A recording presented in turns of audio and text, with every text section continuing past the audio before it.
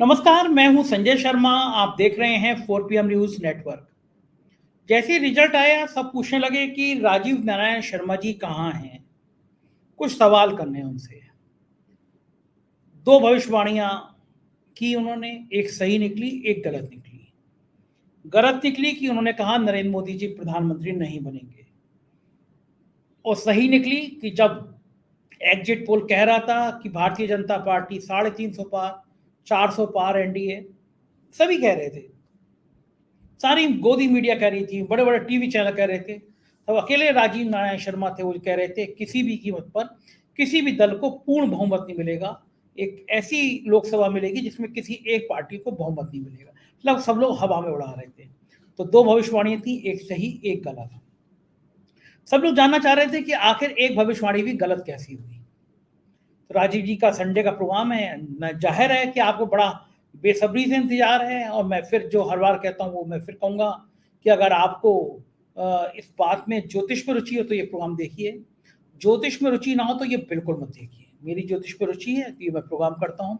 लेकिन मैं ये बात दावे के संग कह सकता हूँ कि शायद देश में इन चुनावों में इतनी याद किसी की नहीं आई होगी, इतनी ब्रांडिंग किसी की नहीं की हुई होगी जितनी राजीव नारायण शर्मा की हुई। मैं दुखी हो गया हूँ, मेरा मेल बॉक्स भर गया है राजीव नारायण शर्मा जी के लोगों का नंबर मांग मांग के कि हमें राजीव जी का नंबर दे दीजिए, हमें राजीव जी का नंबर दे दीजिए। एक आध जने उन्होंने मुझसे सिफारिश कराई कि हमें राजीव जी से बात करनी है। उसमें नेता भी थे, उसमें अफसर भी थे, उसमें समाज सेवी भी लोग थे, बस सब लोग राजीव जी से बात करना चाहते थे। पूरी दुनिया से मैसेज आ रहे थे। तो मैं हंस रहा था, मैंने कहा देखो क्या ज्योतिष की भी क्या ब्रांडिंग है, कितना लोग जानना चाहते हैं, कितना लोग समझना चाहते हैं, अपने बारे में जानना चाहते हैं। तो मैंने फिर कुछ लोगों को बताया कि राजीव जी किस समय मिल सकते हैं। राजीव जी शायद विस्तार में बात करिए। और पहले मैं आप लोगों का आभार व्यक्त करना चाहूँगा कि 4 PM को जितना प्यार मिल रहा है देश से, मैं कल्पना नहीं कर सकता था। इस चुनाव में देश में सबसे ज़्यादा कोई यूट्यूब चैनल देखा गया तो आंकड़े बता रहे हैं वो 4 PM था। देश के बड़े बड़े यूट्यूब चैनल पीछे रह गए। सबसे ज़्यादा देश में देखा गया तो 4 PM देखा गया। ये आपका प्यार है। 48 घंटे 24 घंटे में 1-1 लाख लोग 4 PM से जुड़ रहे हैं। जादू सा हो रहा है मेरी ज़िंदगी में, सच में। मैं इसके लिए हृदय से आप सभी का आभारी हूँ। मैं चलता हूँ राजीव जी के पास। उससे पहले फिर रिक्वेस्ट आपसे कि ये आपका अपना चैनल है, तो इतना अनुरोध मैं कर सकता हूँ कि आज ही इस चैनल को, नीचे ज्वाइन बटन है, ज्वाइन करिएगा, सब्सक्राइब करिएगा। चलते हैं राजीव जी की बात सुनते हैं। 4 PM न्यूज नेटवर्क में स्वागत है राजीव जी आपका। पूरी दुनिया इंतजार कर रही थी चुनाव नतीजों से पहले कि राजीव जी ने कहा था कि मोदी प्रधानमंत्री नहीं बनेंगे, और लेकिन राजीव जी ने यह भी कहा था कि पूर्ण बहुमत किसी का नहीं आएगा। और ये तब की बात है कि जब एग्जिट पोल जो आए थे वो सारे 350 400 दिखा रहे थे। तो वही 50% में पास हुए आप, नंबर आपके 50% आए। आधी आप बात आपकी सच हो गई कि पार्लियामेंट में जो है किसी को बहुमत नहीं मिला, पूर्ण बहुमत किसी अकेली पार्टी को। और 50% खराब हो गई कि मोदी जी आ गए। तो मोदी जी क्या मतलब, वाकई में उन्होंने कहा था कि वो बायोलॉजिकल नहीं है, देवत्व के भाव से आए हैं। ये सही बात है क्या? मोदी जी को हिला पाना असंभव है? मोदी का कौन सा स्टार ऐसा है जो आपकी बात भी सब गलत हो गई? देखिए संजय जी, ज्योतिष में, एस्ट्रोलॉजी में दर्शकों को समझना चाहिए कि भविष्यवाणी का इन डेप्थ उसको एनालिसिस करनी चाहिए कि इन डेप्थ क्या चीज़ थी, हम बात क्या कहना चाह रहे हैं। हमने भाजपा की कुंडली दिखाई है आपके दर्शकों को, ये हम कुंडली बराबर शेयर कर रहे हैं। तो भाजपा का नेता कौन है? नरेंद्र मोदी हैं। तो भाजपा को पूर्ण बहुमत नहीं मिलेगा। तो हमारी एनालिसिस में ये आया, क्योंकि एनडीए की तो मेरे पास कोई हॉरोस्कोप थी नहीं। अब एनडीए में मान लीजिए चंद्रबाबू नायडू के या नीतीश कुमार के 12 सीट आने के बाद में राजयोग आ रहा है, तो वो राजयोग तो पुश करेगा नरेंद्र मोदी को। अब चूंकि नरेंद्र मोदी की 240 सीटें हैं, तो नेचुरली फिर जब मीटिंग होगी तो नरेंद्र मोदी को ही आगे किया जाएगा। तो इस विषय को दर्शक इस तरह से समझें, भाजपा के नेता का रूप में भाजपा की कुंडली में पूर्ण बहुमत का योग नहीं था, जिसको कि मैंने निरंतर आपके प्रोग्राम में दिखाया था। ये भाजपा की वर्षफल की प्रेडिक्शन है, दर्शकों को दिखाइएगा, जिसमें साफ साफ नीचे की तरफ लिखा हुआ, मैं पढ़ के सुना देता हूं कि मुंतेश और वर्ष के स्वामी शनि 6वें भाव में है, जो इनके लिए भविष्य में कानूनी लिटिगेशन, इनके महत्वपूर्ण नेताओं के गंभीर बीमारियों और अन्य अशुभ समाचार का योग बना रहे हैं। इस वर्ष पार्टी के बिखरने और टूटने का, सहयोगियों के साथ झगड़े का भी योग है। वर्षफल भाजपा के तीसरे बार पूर्ण सत्ता में आने के योग का संकेत नहीं दे रहा है। इनकी विदेशों में छवि और बिगड़ेगी, जनता का इनसे मोह भंग होगा। मोह भंग कितना हुआ उस सिलसिलेवार आंकड़े भी अभी मैं दूं। मुझे यहाँ तक याद आ रहा है, ये 5 अप्रैल के प्रोग्राम में कहा था आपने, 5 अप्रैल के प्रोग्राम, और ये वर्षफल प्रोग्राम में आपने कहा था कि पूर्ण बहुमत में नहीं आने का योग है। हाँ, तो ये देखिए दर्शक देख लें, ये भाजपा की 6 अप्रैल 2024 की कुंडली है, एनुअल हॉरोस्कोप। तो जब हमने एनुअल हॉरोस्कोप में बता ही दिया, और इससे ज्यादा एक्यूरेट प्रेडिक्शन क्या होगी, आपको एक बहुत अच्छी जानकारी दर्शकों के साथ शेयर करता हूं। हम जब 2005 में मैंने आचार्य का कोर्स पूरा किया था, तो मेरे साथ क्लास में एक आईपीएस ऑफिसर पढ़ते थे, और वो आईपीएस ऑफिसर इतने वीवीआईपी बने, दर्शक आराम से नाम नहीं लूंगा मैं उनका, आपके जो संजय मिश्रा ईडी के डायरेक्टर थे, इस वाले ईडी डायरेक्टर से पहले संजय मिश्रा, उनसे पहले ईडी के डायरेक्टर वही थे 2019 तक।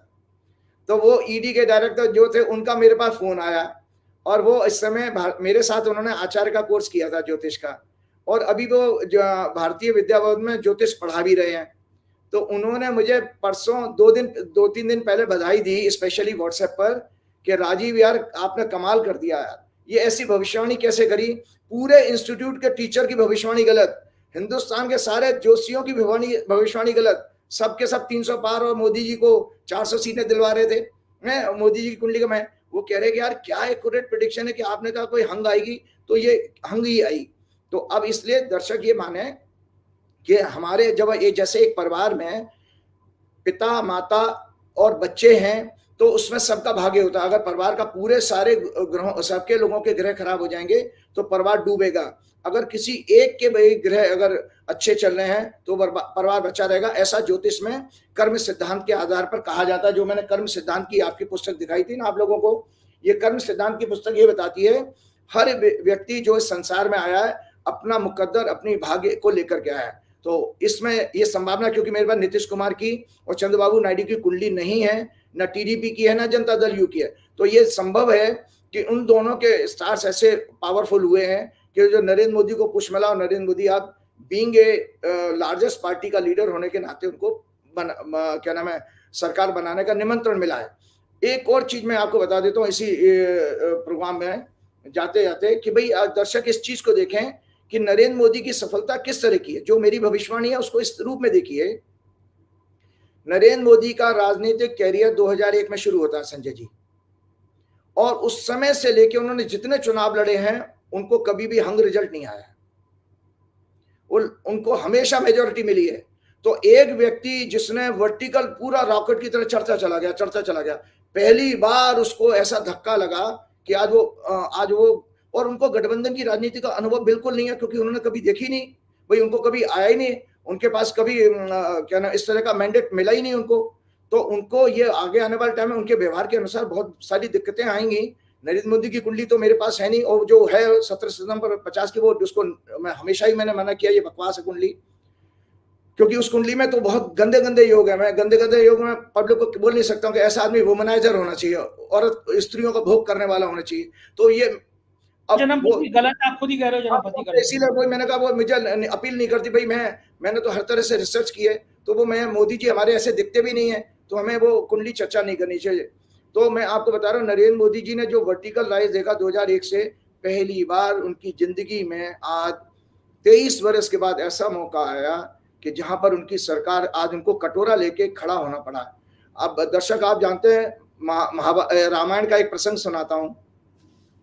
जब भरत आए लौट के अपने ननिहाल से, और वो भैया को मनाने के लिए गए जंगल में कि भैया आ जाओ, भैया नहीं माने, क्योंकि उनको अपने कर्तव्य का पालन करना था, और अपनी माता के जो उनके जो वो थे, क्या नाम है आपके, उन्होंने जो वरदान अपने दशरथ से मांगे थे उसका पूरा भी करना था राम जी को।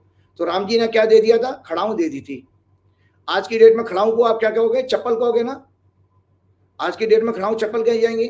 तो भरत ने पूरा शासन जो है 14 वर्ष तक खड़ाऊ अपने सिंहासन पर रख के चला है। भरत तो बराबर वाली कुर्सी पे बैठते थे, सिंहासन जो था राजा का वो खड़ाऊ रखी थी। वही आज नरेंद्र मोदी जी का हो गया कि उनके दोनों तरफ, नरेंद्र मोदी जी की प्रधानमंत्री पद की तरफ एक चप्पल नीतीश कुमार की रखी होगी और एक चप्पल नायडू की रखी होगी। खड़ाऊ कहते हैं जिसको, चप्पल खड़ाऊ एक ही बात है। तो नरेंद्र मोदी जी को जो अभी सत्ता मिली है, वो जब वो सुबह प्रधानमंत्री कार्यालय में आया करेंगे तो दोनों चप्पलों को उनको नमस्कार करना पड़ेगा, नायडू जी की चप्पल को और नीतीश कुमार की। तो ऐसा अपमान नरेंद्र मोदी जी ने आज तक अपने 23 साल के राजनीतिक कैरियर में, उनका पॉलिटिकल केवल 23 वर्ष का है। दर्शकों को जानना चाहिए, उससे पहले वो संघ में रहे हैं, भाजपा में रहे हैं, लेकिन प्योर पॉलिटिक्स में इधर आए हैं। अब दर्शक सुन ले, एक और बहुत चौंकाने वाला आंकड़ा देता हूं। ये 240 सीटों में से लगभग 125 सीट जो है, जो भाजपा की आई हैं, वो कांग्रेस बैकग्राउंड के लोग हैं, मतलब एक्स कांग्रेसी हैं। अगर हम 125 सीटों को कम कर दें तो भाजपा की अपनी सीट तो 115 ही रही। अगर नरेंद्र मोदी जी इतने महान हैं, भाजपा और संघ की विचारधारा को आगे ले जाने वाले हैं, तो भाजपा की तो इफेक्टिव सीटें तो 115 ही हैं, बाकी तो भगोड़े हैं उसके अंदर। उसके बाद 1996 के बाद, संजय जी आप रिकॉर्ड बता रहा हूं, ये सारी चीजें तैयार करके आया हूं। 1996 में भाजपा की 162 या 161 सीटें थी, उस प्योर भाजपा की। मैं आज खालिस भाजपा की बात कर रहा हूं। तो उस खालिस भाजपा का ये हाल हो गया नरेंद्र मोदी के 10 साल के बाद कि आज वो 115 सीटों पर सिमट गई है। 125 हटा दीजिए, वो भगोड़े हैं। उसके बाद आपको बताऊं, इनके पिछली लोकसभा के 96 सांसद हार गए हैं इस समय। 96 एमपीज हारे हैं इस चुनाव में, 20 मंत्री हार गए हैं। इनका वोट शेयर यूपी में 49.6% था, जो घट के 41.4 रह गया है। आपको इन राज्यों के नाम गिना रहा हूं मैं: पश्चिम बंगाल, बिहार, उत्तर प्रदेश, राजस्थान, तमिलनाडु, महाराष्ट्र। इनकी सारी सीटें, दर्शक खुद अपने आप होमवर्क करें, जोड़ लें, 275 सीटें होती हैं, 275। और जो परिणाम आए हैं 2004 जून को, उसमें भाजपा को मात्र 80 सीटें मिली हैं। इतनी दुर्गति भाजपा की, 275 में से आपको 80 सीटें मिली हैं। ये इतना बड़ा भूभाग है, इतना बड़ा लैंड एरिया है भारत का, कि आप भाजपा यहां से समाप्त हो गई है। आप बंगाल में जो 18 से घट के नीचे 12 पर आए, शुभेंदु अधिकारी को जूते पड़ रहे हैं, वहां आपस में लड़ाई शुरू हो गई है। बिहार में सुशील मोदी के मरने के बाद आज इनके पास बड़ा नेता नहीं है, तो अगले साल 2 साल में या 1 साल के अंदर भाजपा वहां पे भी खत्म हो जाएगी। उत्तर प्रदेश में मैंने वोट शेयर बता दिया किस तेजी से गिरा है। और उत्तर प्रदेश में एक और खेला क्या किया, मायावती के 16 प्रत्याशियों के जो वोट, टोटल वोट आए हैं, वो भाजपा की विक्ट्री मार्जिन से ज्यादा हैं। इसका अर्थ दर्शक ये समझ लें कि अगर मायावती ने इंडिया अलायंस का साथ दिया होता तो 16 सीटें इंडिया अलायंस की और बढ़ जाती और भाजपा सिमट करके 17 सीटों पर रह जाती। उत्तर प्रदेश में 80 में से 17, ओनली 17 सीटों पर। इसमें 2 सीटें आरएलडी को फायदा हो गया मायावती के कारण, और 14 सीटों का फायदा बीजेपी को हुआ है। इसके अलावा महाराष्ट्र में इनकी कैसी दुर्गति हुई है कि कैसे कैसे कांड करके इन्होंने इलेक्टेड गवर्नमेंट को उद्धव ठाकरे के गिराया था। फिर उसके बाद शिवसेना तोड़ दी, फिर एनसीपी तोड़ दी, और शासन 2 साल से धोखे का शासन कर रहे हैं। आज महाराष्ट्र की जनता ने इतना इनको दंड दिया है, 9 सीटों पे सिमट गई है भाजपा, ओनली 9, 48 में से 9। तो 9 सीटों पर क्या ये तुमको दंड है, इसीलिए वो फडणवीस को इतना ह्यूमिलेशन लगा, वो इस्तीफा देने की बात करने लगा। अभी आज मैं फडणवीस की भी कुंडली डिस्कस करना चाहूंगा, दर्शकों को बताऊंगा कि इसके जीवन में दोबारा मुख्यमंत्री बनने का कोई योग ही नहीं है। ये सारे कपड़े उतार के पीपल पे 12 साल उल्टा लटक जाए तब भी ये जीवन में कभी चीफ मिनिस्टर नहीं बन पाएगा। तो भाजपा का महाराष्ट्र में कोई नेता नहीं है। गडकरी की मैंने कुंडली आपको पहले ही बता दी थी कि गडकरी की कुंडली में राजयोग नहीं है, इसलिए गडकरी प्रधानमंत्री नहीं बन सकते। पिछले प्रोग्राम में मैंने कहा था संजय जी। तो महाराष्ट्र में गडकरी के बाद एकमात्र नेता था कोई भाजपा का, तो फडणवीस था। फडणवीस के गृह योग और फडणवीस का लोकसभा में प्रदर्शन भाजपा का सत्यानाश करने जा रहा है महाराष्ट्र के अंदर भी। और राजस्थान में भी किस तरह से तेजी से देखो, उनकी 25 में से उन्होंने 11 सीटें हारी हैं शायद, जहां तक मेरा अनुमान है। तमिलनाडु में इनको जो है भी आपको पता ही है। तो जब मैं ये देख रहा हूं कि इतना खराब परफॉर्मेंस 1996 के बाद प्योर भाजपा के 115 सांसद या 120 सांसद आए हैं, तो उसको भैया आप ये नहीं मानोगे कि नरेंद्र मोदी जी के लिए इससे बड़ा जीवन में अपमानजनक जो हार नहीं हो सकती है। ये आपको तो जब मुझे तो ये लग रहा था कि मैं किसी ज्योतिषी से नहीं, किसी विपक्ष के नेता से बात कर रहा हूँ। भारतीय जनता पार्टी से इतने गुस्से में क्यों रहते हो आप?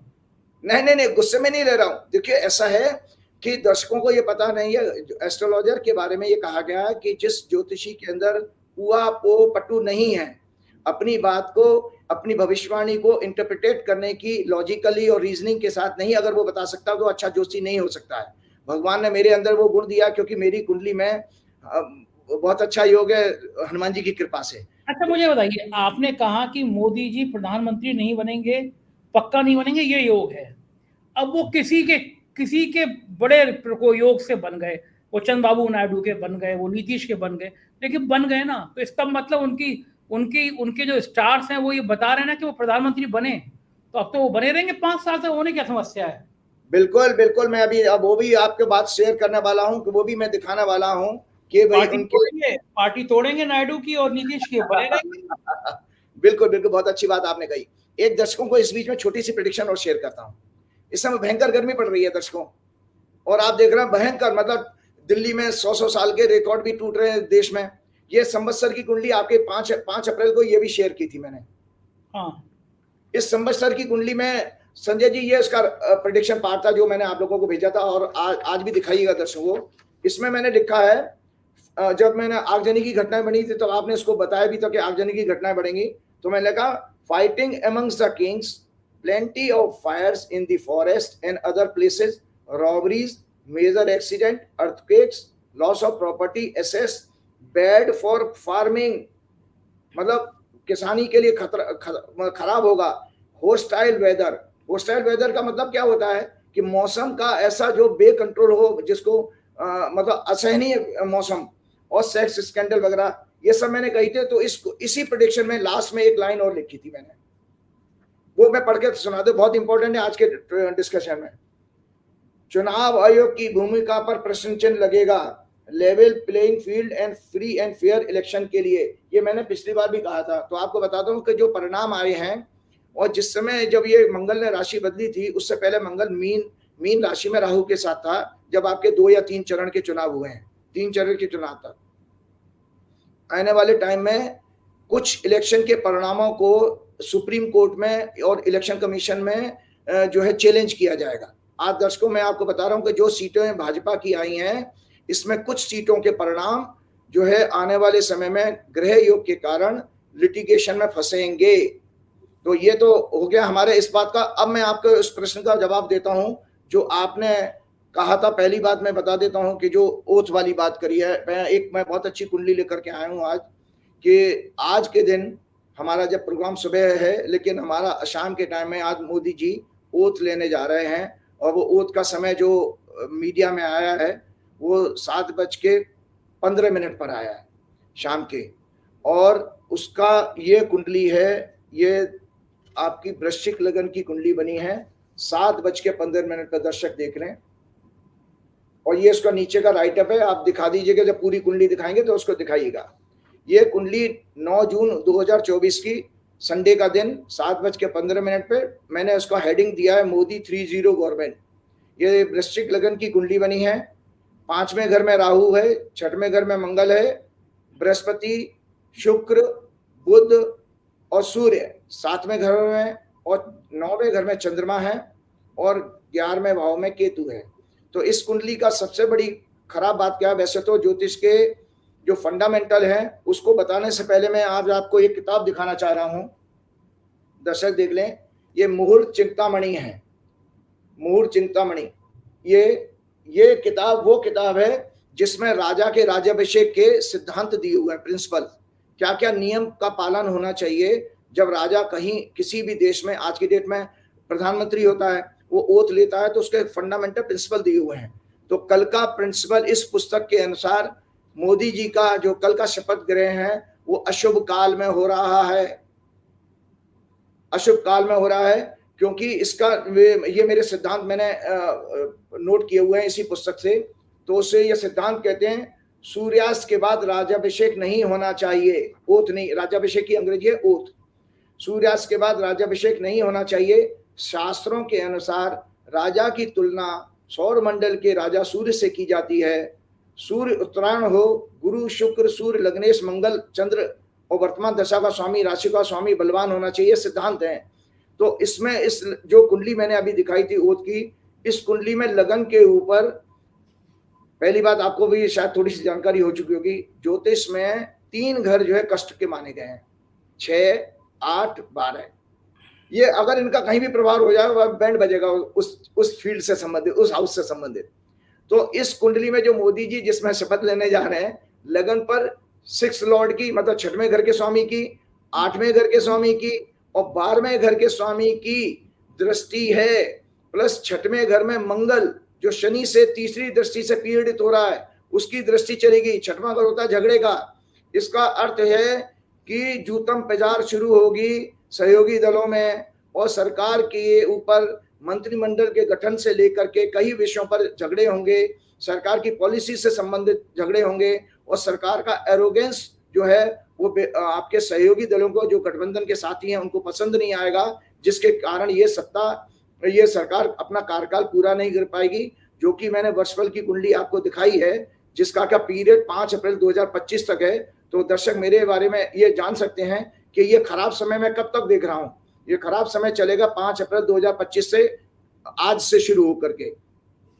तो इसमें और भी कहा गया है, सिद्धांत ये दिए गए हैं कि हमेशा लगन पीड़ित नहीं होना चाहिए, लेकिन इस कुंडली में लग्न और लग्नेश दोनों पीड़ित हैं, प्लस चंद्रमा भी भाग्येश है, भाग्य के स्थान में है, लेकिन वो मंगल से पीड़ित हो रहा है। और इसमें क्या, इस कुंडली में क्या कमी है जो मैंने आपको दिखाई। 5वां घर होता है बुद्धि का, मंत्रणा का, बुद्धि मंत्रणा और आपका सदाचार, आपकी प्योरिटी ऑफ इंटेलेक्ट, ये उसमें राहु का होने का अर्थ ये होता है संजय जी कि इस कुंडली के अनुसार जो है धोखेधड़ी के बाद और फोन टेपिंग की घटना के कारण भी जो है सहयोगी नाराज होंगे।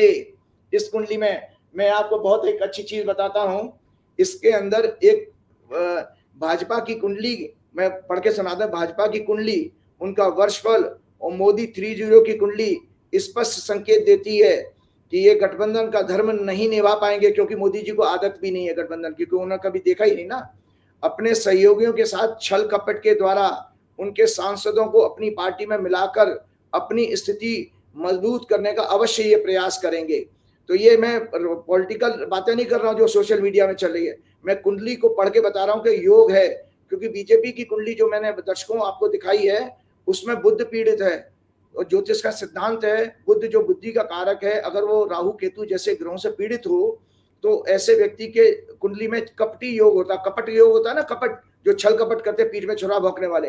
तो बीजेपी की कुंडली अपने आप में ही छुरा भोंकने वाली है। इसीलिए देखिए उन्होंने अपना ही सहयोगी शिवसेना का क्या हाल कर दिया। और आज आप खुद देखिए कि आपकी अकाली दल की क्या स्थिति आप जानते ही हैं। प्लस तो मैं आगे पढ़ के सुनाता हूं। इनफैक्ट बीजेपी की कुंडली में बुध अत्यंत पाप ग्रहों से पीड़ित है। बुध इस कुंडली का लग्नेश है और इसी की वर्तमान में दशा चल रही है। ज्योतिष शास्त्र में इसे कपट योग से जाना जाता है। देशवासियों, आपको एक मजेदार एस्ट्रोलॉजिकल रिसर्च की फाइंडिंग दे रहा हूं संजय जी आपको। आप 100 कुंडली ले आइए, 100 करोड़ लोगों की कुंडली, जिनके तलाक हो चुके हों, डिवोर्स हो चुके हों, या जिनके कोर्ट कचहरी में मैटर चल रहे हों, या जिनके किसी कारण उनका पति या पत्नी की मृत्यु हो चुकी हो, उनकी कुंडली में एक योग होता है। 8वां घर मृत्यु का होता है और परमानेंट विच्छेद का होता है। मतलब परमानेंट लेवल पे कोई अगर रिलेशनशिप ब्रेक होगी तो 8th लॉर्ड उससे संबंध बना लेगा।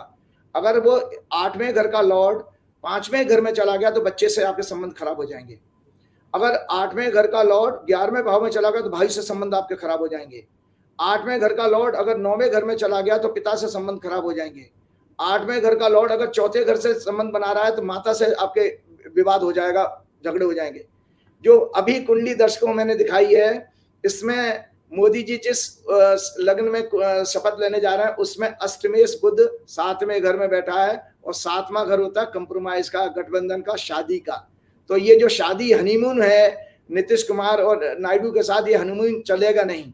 इस कुंडली में एक विचित्र योग और है। मैंने पहली रिसर्च की थी संजय जी, जब हम ज्योतिष में 2 साल का आचार्य का कोर्स करके आए, मजेदार किस्सा है, दर्शक सुनेंगे कि उस समय हमको टॉपिक मिला था लव मैरिज का, कि भाई किसी कुंडली में लव मैरिज कैसे देखेंगे। तो जब हमारे गुरुजी राव साहब आए थे, पहला रिसर्च का क्लास वही लेते थे, तो सबसे पहले उन्होंने आकर के कहा कि भाई आप लोगों में किस किस की लव मैरिज हुई है, हाथ खड़ा करो। तो मैंने भी हाथ खड़ा कर दिया, मेरी लव मैरिज हुई है। मैं ब्राह्मण हूँ, मेरी बीवी पंजाबी है दिल्ली की, तो मैंने हाथ खड़ा कर दिया। तो राव साहब ने सबसे पहले मुझे बुलाया, आइए ब्लैक बोर्ड पे अपनी कुंडली लगाइए। तो मैंने अपनी कुंडली लगा करके बताया कि देखो। तो राव साहब ने कहा देखिए इनकी कुंडली में 5वें घर का संबंध और 7वें घर का संबंध आ रहा है, इसीलिए इन्होंने प्रेम विवाह किया। तो दर्शकों, मजेदार बात यह है कि जो नरेंद्र मोदी जिस योग में शपथ ले रहे हैं उसमें 5वें घर का स्वामी बृहस्पति 7वें घर में बैठा है, तो ये लव मैरिज है। अब लव मैरिज किस लिए हुई है उसका एक लॉजिक और दे देता हूं। 8 के बाद दूसरे भाव की राशि 9 नंबर बनती है धनु, धनु होती है धन। तो ये पैसे के कारण प्रेम हुआ है, प्रेम विवाह जो हो रहा है इसमें धन आया है, धन और कुछ मजे लेने की बातें आ रही हैं। इस कुंडली में एक और बात खराब है जो भारत की कुंडली को मैं बता देता हूं। ये भारत की कुंडली है दर्शकों, ये देख लो, भारत की कुंडली का वृषभ लगन है, इसका स्वामी शुक्र होता है और शुक्र इसमें वर्तमान में अस्त चल रहे हैं। मैंने अपने पर्सनल कुछ नजदीकी लोगों को बताया था कि जब मैं बता रहा था कि इंडिया अलायंस की सरकार बन सकती है, तो मैंने एक बात दबी जबान से कही थी, अगर इंडिया अलायंस की सरकार बनेगी तो ये सरकार चल नहीं पाएगी। क्यों? क्योंकि लग्नेश इस समय और बुध और क्या नाम है, बृहस्पति और शुक्र अस्त चल रहे हैं। जब परिणाम आया है ना आपका 4 जून को, उस समय बृहस्पति अस्त थे, 6 को उदय हुए हैं, लेकिन बच्चा तो पैदा हो गया ना भाई। 4 जून को बच्चा तो आ गया, बच्चा 2 दिन का हो गया जब बृहस्पति उदय हुए हैं, लेकिन बृहस्पति के कमजोर होने का प्रभाव उसके ऊपर आ चुका है। दूसरा शुक्र इसको, जिसको कि हमारे आम भाषा में पंडित लोग कहते हैं तारा डूबा हुआ है, तो शुक्र इस समय अस्त है जो 19 जुलाई को उदय होंगे। तो इसका अर्थ यह है भारत की कुंडली में जो सरकार बनने जा रही है अस्त शुक्र के प्रभाव में बन रही है। इसका मतलब है कमजोर सरकार होगी, जिसका कि भविष्य, जिसकी की आयु कम होगी। ये मैंने एक सिद्धांत और आपको बता दिया। तो पहले तो मैंने बताया कि ये गठबंधन हुआ किसी वेस्टेड इंटरेस्ट के कारण, पैसे के कारण। अच्छा, एक इस कुंडली में एक और बहुत विचित्र योग है, मैं आपको बता रहा हूं, जो मैंने कुंडली आपको दिखाई है कि इस कुंडली में सबसे बड़ा खतरनाक क्या चीज आ रही है भैया संजय जी, सुन लीजिए दर्शक लोग। 10वें घर का लॉर्ड सूर्य, 7वें घर का लॉर्ड और 12वें घर के लॉर्ड शुक्र के साथ क्लोज डिग्री में है, प्लेनेटरी वॉर कहते हैं इसको। They are in close degree with lagna. देश में विदेशी निवेशकों के द्वारा, ध्यान से दोबारा रिपीट कर रहा हूं, देश में विदेशी निवेशक, विदेशी भाव देखा जाता 12वें घर से, तो 12वें घर का स्वामी शुक्र हो गया और सेकंड लॉर्ड गुरु भी बैठा है वहां पे। 5वें घर से मैंने आपके पिछले प्रोग्राम में बताया था शेयर मार्केट देखते हैं, और 8वें घर से स्पेकुलेशन देखते हैं। तो 5वें घर का स्वामी भी जो है इसमें बृहस्पति बैठा है और 8वें घर का स्वामी भी 7वें भाव में बैठा है बुध। तो मैं इसमें भविष्यवाणी कर रहा हूं आज, देश में विदेशी निवेशकों के द्वारा बहुत बड़े शेयर मार्केट का पर्दाफाश, जिसमें गठबंधन के लोगों को भी भ्रष्टाचार के इस पैसे से खरीदने का संकेत आ रहा है। मतलब शेयर बाजार का बहुत बड़ा स्कैंडल इसमें एक्सपोज होगा, जो अभी 2 दिन 3 दिन पहले, 1 हफ्ते पहले हुआ है। 30 लाख करोड़ का मतलब हेर फेर हो गया। ये केस जो है अल्टीमेटली संसद को चलने नहीं देगा और इसमें सुप्रीम कोर्ट तक मैटर जाएगा, जो सरकार के लिए किसी तरह का लिटिगेशन का संकट दिखा रहा है। पहले मैंने कहा कि 6वें घर का लॉर्ड, जो दर्शक देख लें, मंगल 6वें भाव से शनि से पीड़ित होकर के लगन को दृष्टि दे रहा है। इसका अर्थ यह हुआ कि सरकार कानूनी पचड़ों में फंसने जा रही है। मतलब पैदा होने से पहले इस सरकार की विचित्रता यह है कि कहते हैं ना, सिर मुड़ाते ओले पड़े। पहले ही शपथ लेने से पहले ही जो है आपके पास इतना बड़ा खुलासा हो गया, 30 लाख करोड़, मतलब विश्व इतिहास का सबसे बड़ा शेयर घोटाला होगा ये, वर्ल्ड का शेयर मार्केट का सबसे बड़ा स्कैंडल। फिर मैंने इसमें लिखा 8वें घर का लॉर्ड मरकरी 7वें भाव में है, संकेत दे रहा है गठबंधन टूटेगा, ये मैरिज नहीं चलेगी, इनका आपस में प्रेम में धोखा। एक पिक्चर आई थी लव में धोखा, लव में धोखा, तो वो बेसिकली लव में धोखा इनके साथ होने जा रहा है।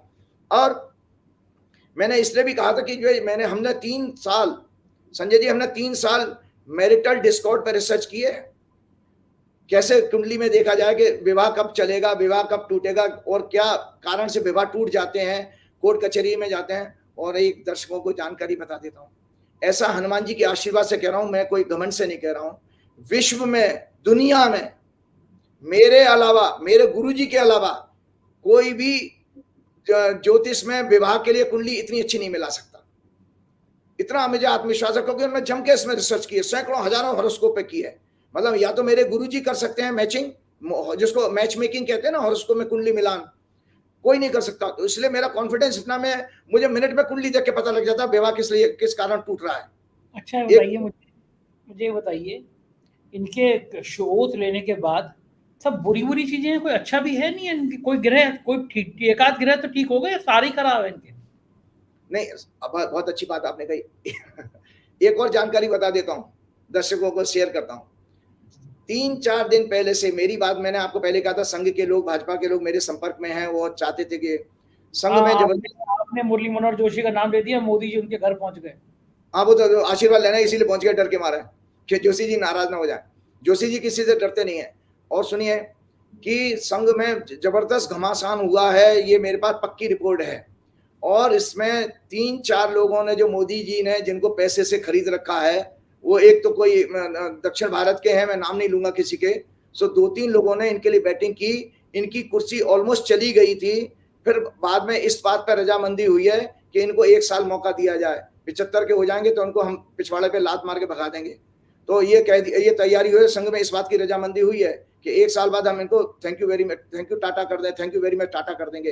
क्योंकि वो 3 लोग धन के कारण और किसी जो सुख के कारण, जैसे जेट पर सिक्योरिटी दे दो या और कोई घोड़ा गाड़ी बंगला दे दो, इसके कारण वो वेस्टेज इंटरेस्ट हैं। मैंने आपको पहले ही कहा था कि जो देश में आज हुआ है उसकी पूरी की पूरी जिम्मेदारी आरएसएस की भी है, क्योंकि आरएसएस ने अपने स्वदेशी जागरण मंच का अपना जो आइडियोलॉजी है उसको छोड़ा, मजदूर किसान संघ के कल्याण की, आदिवासियों की, महिलाओं के कल्याण की सारी स्कीमों को ताक पे रख दिया मोदी को अंधा फेवर करने के लिए। जिसका कारण ये, जो जितने राज्य मैंने आपको बताए हैं संजय जी, आज आरएसएस के लिए प्रश्न चल गया, इनकी शाखाएं नहीं चल पाएंगी, क्योंकि लोगों में इतना नाराजगी हो चुकी है। और मैंने आपको बताया, एक और टोटल जो वोट आया है 4 जून को रिजल्ट में, भाजपा को ग्रामीण वोट जो है काफी मात्रा में गिर गया है, केवल अर्बन वोट 2019 से थोड़ा सा प्लस गया है। इसका मतलब है अर्बन लोग जो मिडिल क्लास होते हैं वो अभी भी अंधभक्ति में लगे पड़े हैं।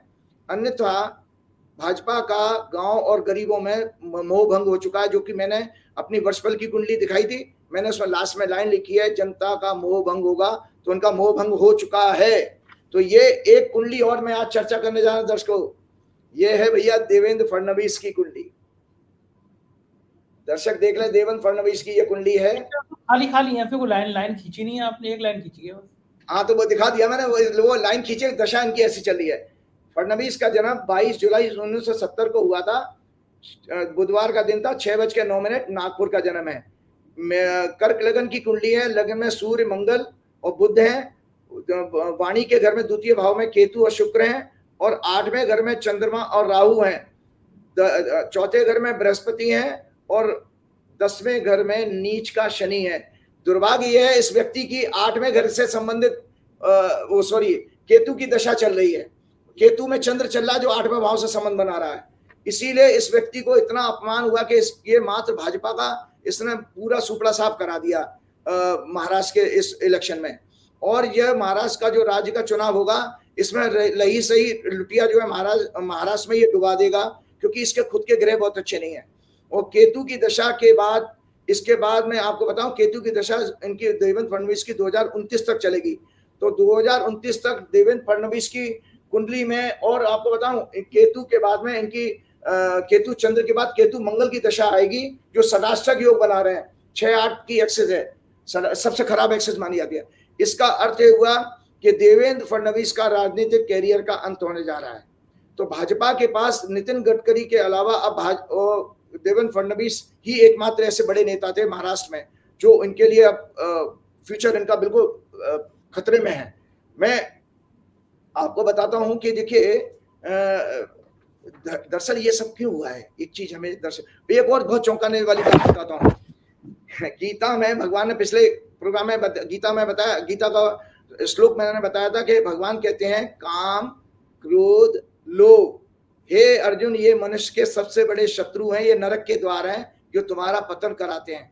आज 3-4 नाम मैं लेने जा रहा हूं कि उनका पतन कैसे हुआ। दर्शक इसको ध्यान से सुने। 2010 से जब नरेंद्र मोदी जी सत्ता में आए तो उन्होंने जितने अपराध किए संसद नहीं चलने दी, चोर दरवाजे से ऑर्डिनेंस ला करके राज्यसभा से इधर उधर से मेजोरिटी मैनेज करके उन्होंने बिल पास कराए हैं। तो उनके उस कुकर्म में, उनके मोदी जी के उस कुकर्म में 3-4 लोगों ने हमेशा साथ दिया 10 साल से। वो एक थे पहले नवीन पटनायक बीजू जनता दल के, दूसरे थे जगन रेड्डी, मायावती ने भी दिया है कभी कभी, और आपके केसीआर। आप देखिए गीता में भगवान कहते हैं किस तरह मोदी के 10 सालों में देश की जनता के साथ अन्याय करने में, अनेक ऑर्डिनेंस लाने में, चोर दरवाजे से जिन नेताओं ने साथ दिया, मायावती, नवीन पटनायक, जगन रेड्डी, केसीआर, आज काल ने उनको कैसा दंड दिया कि उनका राजनीतिक वजूद ही खत्म हो गया। मायावती की 0 सीटें, केसीआर की 0 सीटें, नवीन पटनायक के हाथ से उनकी 24 साल पुरानी सत्ता चली गई, और जगन रेड्डी भी सड़क पे आ गए, भिखारी बन गए। तो ये सब चीजें किस लिए हुए हैं? आज काल के द्वारा मैं चंद्रबाबू नायडू और नीतीश कुमार जी को भी बता रहा हूं कि नीतीश कुमार जी, मेरा कोई बीजेपी से द्वेष नहीं है, मेरा मोदी जी से भी कोई द्वेष नहीं है, अमित शाह से भी कोई द्वेष नहीं है। मैं तो बार बार बता रहा हूं कि उनके अंदर के राक्षस, जो बीजेपी के अंदर का भी राक्षस है, उसका बयान कर रहा हूं कि ये किसी के सगे नहीं है। ऐसा कोई पार्टी नहीं जिसको बीजेपी ने ठगा नहीं। ऐसा वो ठगू के लड्डू वाला कुछ है ना, कानपुर में कोई ठगू है, वो क्या कुछ कोई सगा नहीं जिसको हमने ठगा नहीं, तो ये नरेंद्र मोदी जी भी यही कहेंगे, ऐसा कोई सगा नहीं जिसको हमने ठगा नहीं। मोदी जी ने सबको ठगा है, अमित शाह ने सबको ठगा है। तो नायडू जी, आप और नीतीश कुमार ध्यान रखें, एकनाथ शिंदे तुम भी ध्यान रखो, तुम्हारे 6 आदमी भी कभी तुम्हारी रस्सी खोल के ले जाएंगे। मोदी जी पहले कह चुके भैंस खोल के ले जाएंगे, तो तुम्हारी सबकी भैंसें चोरी हो जाएंगी, तुम्हारे सबके मंगलसूत्र चोरी हो जाएंगे। वो कांग्रेस का और इंडिया अलायंस का तो नहीं कर पाए, वो गरीबों का मंगलसूत्र और भैंस तो नहीं चुरा पाए, लेकिन सहयोगी गठबंधन की पार्टियों के मंगलसूत्र और इनके भैंसें जरूर खोली जाएंगी। तो लिहाजा मेरा नटसेल में बता रहा हूं कि ये भाजपा की सत्ता जो जारी है, ये बहुत कमजोर सत्ता बनेगी। जो अच्छे ग्रह की बात की, इसमें एक ही चीज आती है, बृहस्पति की लगन पे दृष्टि है। तो इतना जरूर है कि क्रूरता इनके अंदर होगी, थोड़ा छद्म जो है रोल तो अदा करेंगे कि थोड़ा सा सॉफ्ट होने की आपकी वो दिखाएंगे, आपकी इमेज बनाएंगे गुडी गुडी। जैसे उन्होंने अपना भाषण दिया था ना जब वो पार्लियामेंट्री उसमें हॉल में, कि भाई सर्वपंथ संभाव वाली बात करी है कि हमारे लिए सारे धर्म बराबर हैं। आज उनकी मुंह से ये निकल रहा है, जबकि उन्होंने पूरा चुनाव हिंदू मुसलमान पर लड़ा था। तो खैर, मैं चलते चलते आपको बता रहा हूं कि मोदी जी की जो हार का कारण है, देखिए हार इसलिए है, आप ये मत मानिए वो प्रधानमंत्री पद उनको मिल रहा है, लेकिन किस कंडीशन में प्रधानमंत्री पद मिला है कि जिस व्यक्ति ने 2001 से कभी गठबंधन किया न हो, आज उसको 2 साथियों को साथ ऐसे ले, और देख भी रहे हैं मंच पे, आप देखे थे उन्हें राजनाथ और अमित शाह को एक तरफ बैठा रखा था, गडकरी बाद में जमाइयां ले रहे थे सामने, और उनके सगे कौन बने हुए थे, गलवैया किसके साथ डाल रहे थे, नीतीश के साथ। मुंह फाड़ फाड़ के हंस रहे थे मोदी जी और चंद्रबाबू नायडू के साथ, क्योंकि उनको पता कि इनकी वजह से तो उनको ऑक्सीजन आई है। ऑक्सीजन के 2 सिलेंडर हैं इनके, ये जो है मोदी जी के, नायडू और नीतीश कुमार। तो मोदी जी के हार का कारण यह है दर्शकों, मैंने आपको रामायण का एक प्रसंग सुनाया था विभीषण गीता का, कि जब राम जी ने से विभीषण ने कहा कि प्रभु आप तो नहीं जीत पाओगे, क्योंकि रावण के पास तो सारे तरह से सर्व साधन से सुसज्जित जो है, मतलब पूरी तरह से क्या नाम है, ऑल टाइप्स ऑफ मेटेरियलिस्टिक चीजों से वो रथ है, उसके बाद जीत कैसे पाओगे। तो भगवान का जवाब था कि मेरे पास धर्म का रथ है। तो आपको मैं बताऊं, किसी कोई पॉलिटिकल पार्टी नहीं जीती है इस चुनाव में, इस चुनाव में जनता जीती है, और जनता ने अपना मतादेश इतना बढ़िया दिया है कि बार बार मैं जनता को प्रणाम करता हूं कि आपने बहुत अच्छा काम किया। इस देश में लोकतंत्र के अंदर हमारी विश्वास को बढ़ा दिया। हालांकि इसमें चुनाव आयोग अभी भी दोषी है, जो उसको भगवान दंड देगा। तो वो रथ बता देता हूं, क्योंकि मोदी जी के पास वो रथ नहीं था, इसलिए मोदी जी का इतनी बुरी इसमें हार हुई है कि मोदी जी खुद जो है अपनी सीट को, मैंने क्या कहा था आपको याद होगा, मैंने आपके प्रोग्राम में कहा था कि मोदी जी को चुनाव में परेशानी आने वाली है। मोदी जी 3 राउंड तक जो है, मैंने आपके प्रोग्राम में ये बात कही थी, तो अब आपने कहा था यार मोदी जी तो जीत के जाने चाहिए, संसद में बोलने चाहिए, आप मोदी जी से इतना नाराज क्यों रहते हो।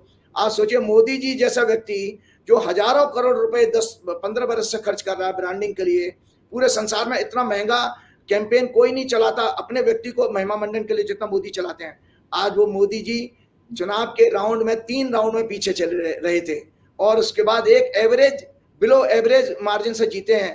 प्रधानमंत्री पद पर बैठा व्यक्ति अगर वो आपको 1,52,000 से जीते तो ये उसके लिए शर्मनाक है, क्योंकि इनसे ज्यादा अच्छे तो शिवराज सिंह चौहान जो 8 लाख से ऊपर जीते हैं। तो आप, और ये राहुल गांधी के लिए मजाक उड़ा रहे थे कि राहुल की आयु से कम सीटें आएंगी कांग्रेस की। देखिए भाजपा नीचे गिरी है, उसमें भी राहुल कम से कम, राहुल इतना ओरेटरी पावर उसकी अच्छी नहीं है। मैं अगर राहुल की जगह होता, मैंने कहा मोदी क्या बात करता है, तू 125 आदमी तो हमारे लिए बैठा है, तू अपना है क्या, तेरी औकात क्या है। मैं बोल सकता था, मैं सदन में खड़ा होकर बोलता, इसी रफ अंदाज में बोलता। मैं कभी किसी से डरने वाला नहीं, सत्य को कहना आना चाहिए। राहुल के अंदर वो अभी वो पावर नहीं है। क्यों? क्योंकि आप सच को बोलिए, क्योंकि वो आपका मजाक उड़ा रहा था। वो ये कह रहा था 240, अरे भाई ये देखो कि तुम जो है 303 से नीचे गिरे। तुम तो शुरुआत से 400 पार का नारा लगा रहे थे। तुम तो कह रहे थे मोदी की गारंटी। कहां गई मोदी की गारंटी? मोदी की गारंटी नाली में फेंक दी जनता ने उठा करके। मोदी के गारंटी के पर्चे उठाकर लोगों ने टॉयलेट में डाल दिए हैं, टॉयलेट पेपर की तरह यूज किए गए हैं। और मोदी के 400 पार का नारे की हवा निकाल दी कि मोदी आज जो है 240 पे आ गए। और मोदी की ऐसी हवा निकाली, और कांग्रेस का मजाक उड़ा रहे थे। कांग्रेस का बताना सक्सेस रेट क्या है? 52 से कहां पहुंची, 100 क्रॉस कर गए हैं। वो पप्पू यादव ने ज्वाइन कर लिया ना साहब, तो उनकी 100 हो गई। महाराष्ट्र के अंदर करिए तो अगर 52 सीटों से अगर 100 को मोर देन 80% सक्सेस है कांग्रेस की।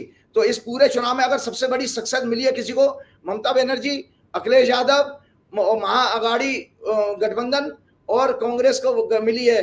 भाजपा तो नीचे गई है बाबूजी। वो इसलिए गई है कि मोदी के पास अधर्म का रत्था, झूठ फरेब, ईडी, सीबीआई, इलेक्शन कमीशन, इनके इन चोरों का आप साथ लेकर के, और गोदी मीडिया, इनका साथ लेकर के आपने जो है सरकार अपनी चलाई है। आज इतना खराब लग रहा था। योगेंद्र यादव का एक मैं इंटरव्यू सुन रहा था, वो ये कह रहा था काश गोदी मीडिया ने अगर ईमानदारी से देश का साथ दिया होता तो मोदी की सीट 180 से ज्यादा नहीं आ सकती थी। ये योगेंद्र यादव का आंकलन था।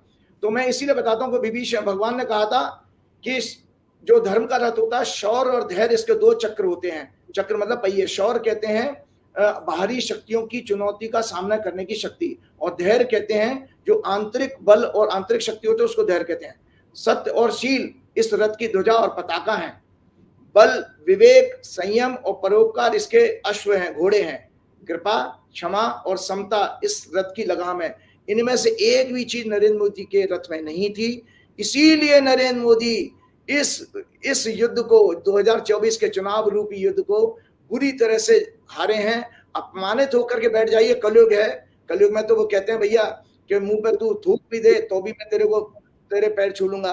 तो मोदी जी की हालत ऐसी हो गई है कि कैसे वो जो है उसको जगन रेड्डी का, जो जयंत चौधरी का हाथ पकड़ के खींच रहे हैं। एक एक पार्टी के आदमी के सामने हाथ जोड़ के मोदी जी की काल ने ऐसी दुर्गति कर दी है कि एक एक एमपी मांझी जैसे और कौन कौन से लोगों उनके सामने उनको मंच पर बैठा करके मोदी जी को नमस्कार प्रणाम करना पड़ रहा है। जो मोदी कभी देश के भाजपा के नेताओं से हाथ नहीं मिलाते थे, कभी गले नहीं लगाते थे, आज एक एक एमपी के लोगों को गले लगाना पड़ रहा है। तो मैं आज अपना प्रोग्राम का समापन करता हूं। दर्शकों, इससे आप देख लीजिए, जो मैंने आपको बार बार कहा था कि जो काल जो है वो अपना काम करता है, और जो मैंने पद्म पुराण का कोट पढ़ के सुनाया था उसको खत्म करके मैं प्रोग्राम खत्म हुआ। According to Padma Purana, every human life is the story of the karmas of the past life. No one can escape it because life is a mixture of sins and holy deeds. In birth after birth, they give their results. According to Mahabharata, in every birth of his karmas, a person chases him, or karmas of a person, karmas chases him, and he has to enjoy or suffer according to the karmas he has done in his past life. The grahas and nakshatra alone do not produce good or bad results. All that they are the results of the karmas done by oneself. They only indicate when is the time for some good results or bad ones to happen. The fructification, मतलब उसका फलादेश कब होगा उन कर्मों के बुरे फल का, fructification of this depends upon the order of the dasha and the transit. तो दर्शकों, मैंने आज बताया कि बीजेपी और ऑर्डर ऑफ दशा, मतलब वो काल कब आएगा, तो मैंने आज बता दिया काल ऑलरेडी आ चुका है। जो 6 अप्रैल 2024 से जो काल शुरू हुआ था, जिसको वर्षफल कहते हैं, वो प्लस नरेंद्र मोदी जी की ओथ की जो कुंडली है, ये दोनों चीजें बता दी है। जो मैंने पद्म पुराण का कोट पढ़ा था कि आपके अपने बुरे फलों का फल आपको भोगना ही पड़ेगा। 2001 से उन्होंने जो सफलता हासिल की और किस किस के साथ धोखा करके की, वो आज सब उनके सामने आएगी। कैसे हिरेन पांड्या का मर्डर हुआ, कैसे गोधरा कांड हुआ, कैसे आपका पुलवामा हुआ, ये सारे विषय काल की मेमोरी में है, तो वो आपके सामने जरूर आएंगे। क्योंकि आपकी जो जीत है वो जीत अपने आप में नहीं है, ये दरअसल पूरा 2024 का चुनाव, मैं वंस अगेन कहूंगा, केवल और केवल हमारे गरीब, दलित, आदिवासी, ग्रामीण भाई और भाई बहनों की जीत है, किसानों की जीत है। मैं उनको पुनः प्रणाम करता हूं। और राम द्वारे तुम रखवारे, होत न आज्ञा बिन पैसारे, सब सुख है तुम्हारी सरना, तुम रक्षक काहू को डरना, तुमरो मंत्र विभीषण माना, लंकेश्वर में सब जग जाना, अस्य सिद्ध नौ निधि के दाता, असवर दीन जान की माता, साधु संत के तुम रखवारे, असुर निकंदन राम दुलारे। जय श्री राम, कृपा करहु गुरुदेव की नाय, जय हनुमान। बहुत बहुत शुक्रिया राजीव जी, आपने समय दिया, धन्यवाद, आभार। तो ये थे राजीव नारायण शर्मा जी, और हम सुन रहे थे कि क्या कह रहे हैं ये अपनी भविष्यवाणियों के बारे में। मुझको यकीन है ये चर्चा पसंद आई होगी, अपनी राय से अवगत कराइएगा। फिर याद दिला दूं, चैनल को ज्वाइन ना किया तो ज्वाइन कर लीजिए, सब्सक्राइब कर लीजिएगा। शुक्रिया, थैंक यू।